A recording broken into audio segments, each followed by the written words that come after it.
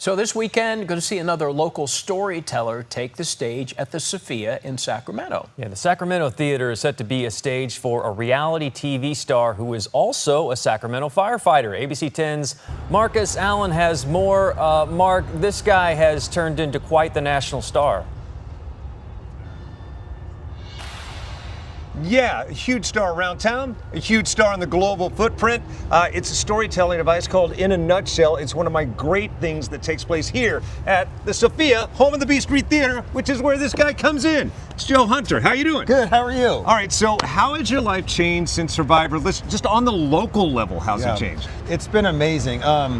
Now, kind of when you go out, maybe someone might actually say, "Hey, Joe, I hated you on Survivor." You know, you get recognized, but more importantly, ability to connect locally with people that I would never met before. I want to take a look at one of the most compelling episodes I've ever seen of Survivor.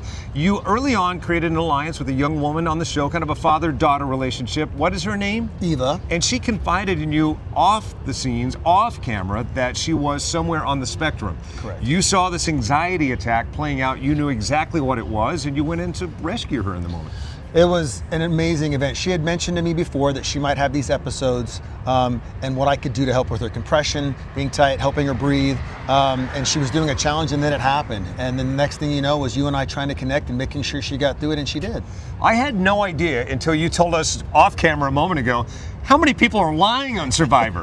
That's part of the plan. They go in to completely make up a fake life. That's right. But you didn't. You I did are not. a firefighter. You said I'm a firefighter. That's it, and I stuck to it. But everyone else around me, one minute they're a teacher, then they're a lawyer. One minute they're a dentist, now they're a doctor or a surgeon. Yeah, Eva, well, she told you she was a hockey player, which is true. Right. But in addition to that, what? Got her PhD, and she's doing sonar research for the military, and is one of the most brilliantly talented women I could meet, and just a genius. And you wouldn't want to disclose that on the show because you want people to kind of underestimate you? That's right. You don't want to be a target. All right. You don't want to be a target. I've never had that problem. I don't have to lie. People are always underestimating me.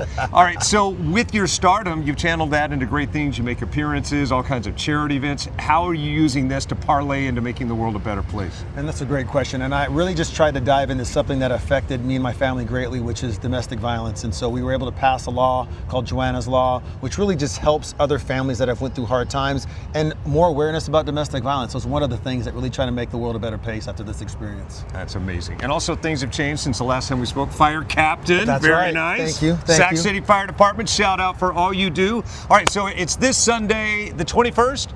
Yeah, September 21st, this Sunday. Check him out, Storytellers. He'll be on stage talking about his time on Survivor and then some. Back to you. Obviously, Joe is in great shape. You have to be for a firefighter, but he seems to be in tremendous shape. How physically challenging was Survivor for him?